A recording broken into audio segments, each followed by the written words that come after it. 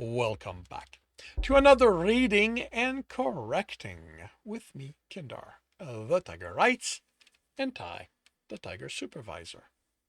These are where I read a chapter from one of my stories and correct it as I go. If you want to listen to these live, it's every Tuesday morning, 8 a.m. Eastern Time, and if you are looking to support me, that is on my Patreon. Today, we are doing chapter 3 of Demons. Shopping for my food is something else Jason insists I do for myself. To help me stay in touch with the people I am saving. He had me started a couple of months ago. Amanda doesn't like it. After all, it's simple enough for the food to be delivered if I don't eat at the cafeteria. They discussed it, and in the end, Amanda relented. The grocery store is 10 blocks away along the main street. I walk there among the humans. Jason wants me to look at them, to watch how they interact, sometimes smiling to each other, sometimes talking, or holding hand. He hasn't told me why he wants me to do that yet.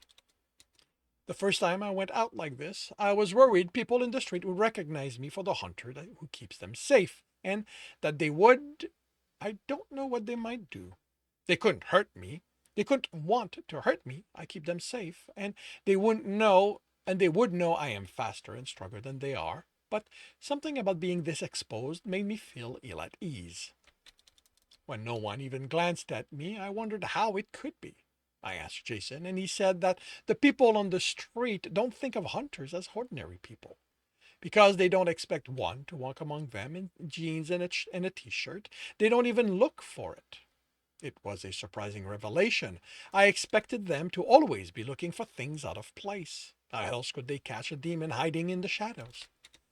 The sunglasses are to blend in. Even if the sun is bright on the cloudless on this cloudless day, I don't need them for protection. Short of directly looking at it, my eyes can adapt to extreme light conditions.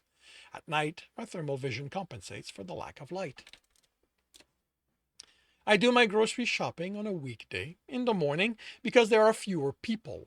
It makes it easier to pick up on the scent of a tainted human when there aren't too many of them. Demons scent sticks and transfers easily, so in crowds it's almost impossible to tell where it originates from. I haven't told my reasoning to Jason. He'd be annoyed that I am thinking tactically when I am supposed to be doing something he considers normal. I don't know how he expects me to stop keeping in mind that a demon, or one of their human servants, could attack at any time. The grocery store is large, and I expect it gets quite busy on the weekend when almost no one works. I grab the cart and start at the fruit and produce section. I get plenty of both, then I get the meat. My cart is more than half filled when I move on to get the multigrain bread for the carbs. I'm walking down the tea aisle when I pass another cart. It's overfilled, and the woman next to it reaches for a box at the top of the shelf. She bumps her cart, and a bottle of ketchup on the top of the pile tips over and out. I catch it without thinking and put it back in our cart without slowing. I grab a box of chamomile tea and move on to my next item. Amanda is to blame for the tea. She always drinks it, so it was only a question of time until I tried it and found I like it. She doesn't like that I drink it, so to appease her, I only buy one box per week. 10 cups, since I like it strong. I grab a six-pack of cola. Amanda hates that Jason got me to try that. She screamed at him about sugar and empty carbohydrates the first time I bought it. He did it in his attempt to get me to find something I like the taste of. It isn't the taste I like, it's the fizziness. It feels interesting on my tongue and nose. I limit my intake to 6 a week. Then it is the last item, 6 gallons of milk. Excuse me, the woman says, putting a hand on my arm. For a moment, I think it's an attack, but there's no demon scent, not even a hint of it. So I check my reaction. I turn and recognize the overfilled cart. The woman standing next to it is 5'8", no more than 120 pounds. Her eyes are brown, her straight hair is the same shade and goes down to the middle of her shoulder blades. She's wearing loose jeans and a t-shirt with a few tears at the edge. I've been trying to catch your attention since the coffee aisle. I nod. Didn't you hear me calling after you? I guess you were lost in thought. She adds before I can say anything. I wanted to thank you. It takes me a moment to remember the bottle. You're welcome. I turn to my cart and push it along. She falls in step with me, her cart's content dwarfing mine. Wow, your family really eats healthy. I don't think I've ever seen someone with so many fruits and vegetables. I almost tell her it's just for me, but then remember that humans don't eat as much as I do. I have a higher, they have a slower metabolism and less demanding occupation. Fruits are the best thing to eat before going to bed. Our cart contains mostly processed food. I remember I threw a fit when Jason suggested I try them. I agreed with her. They don't have enough nutrient and protein to make them worthwhile. I guess they are, she says. I wish I could afford to buy some, but with the prices as they are and three kids to feed, I have to go with what's affordable. I nod. I have no idea how much what I have costs. Jason gave me a card to pay with, and I never pay attention to the total. She smiles. Although I see someone does indulge a little. She points to my soda. Jason says it's good for the soul to indulge once in a while. She chuckles. I don't know about that, but a little indulgence is all I can. Indulgence is all I can afford myself. I have a box of peanut butter cookies somewhere in there. She extends her hand. My name is Juliet. I shake it gently. Jason showed me how another supposedly ordinary showed me how another supposedly ordinary thing to do. Okay, something's missing here. I shake it. How this is another supposedly ordinary thing to do. Mine is Derick. It's a pleasure to meet you. I've seen you here a few times before. Do you live nearby? She looks me over, her smile widening and some hunger in her gaze.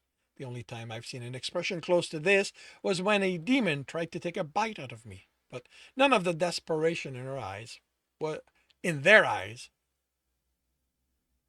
were in hers. Uh,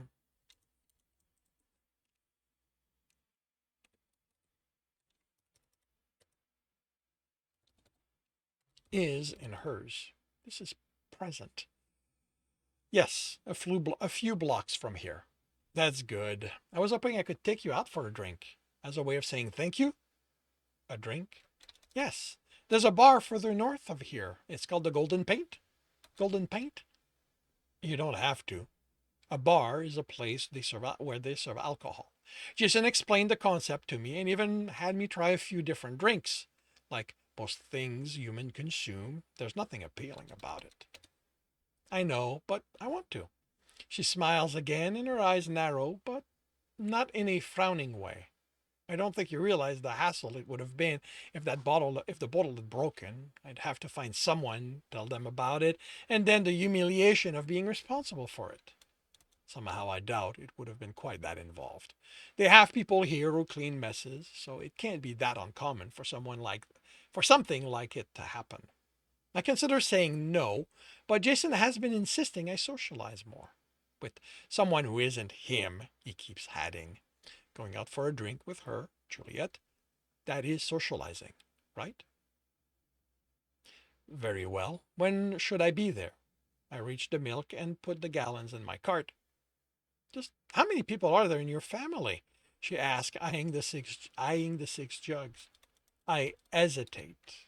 I don't lie. I don't see the point to it. But Jason insists I don't tell people about headquarters. Outside headquarters, I'm a hunter. They won't react to me in a normal way if they know that, and that defeats the point of having me interact with them as a normal person.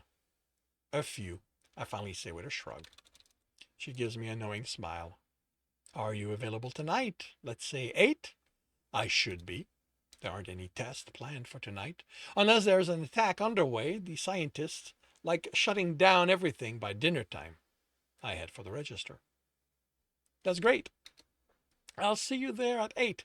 It's a casual place, so no need to dress up. She turns her cart in the opposite direction. I still need more things. See you tonight, Derick. She heads away with a spring in her step I've never seen on anyone before. The cashier scanned my food, puts them in the bag. In the bag I brought. In the bags I brought, they are reinforced, so they won't break like the first time I shopped. This time, when I hand him the card, I looked at the total: 256 and 18 cents. Is that a lot? From Juliet's reaction, it has to be, but I have no idea. I pay and walk back to headquarters, ignoring the usual stares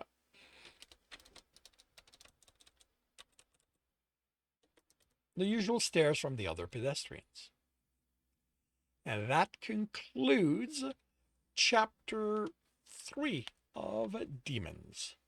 If you are enjoying this, please leave a like. If you want to know when the next chapter is going to be up, subscribe and hit the bell. If you want to read this story, as well as the other books in the series, they are available on Kindle Unlimited. If you want a different way to support me, that is on my Patreon, where you can get access to basically everything else I've written. And if you want to listen to these live, it's every Tuesday morning, 8 a.m. Eastern Time on Twitch. The links are in the notes, and with that, I shall wish you a good day.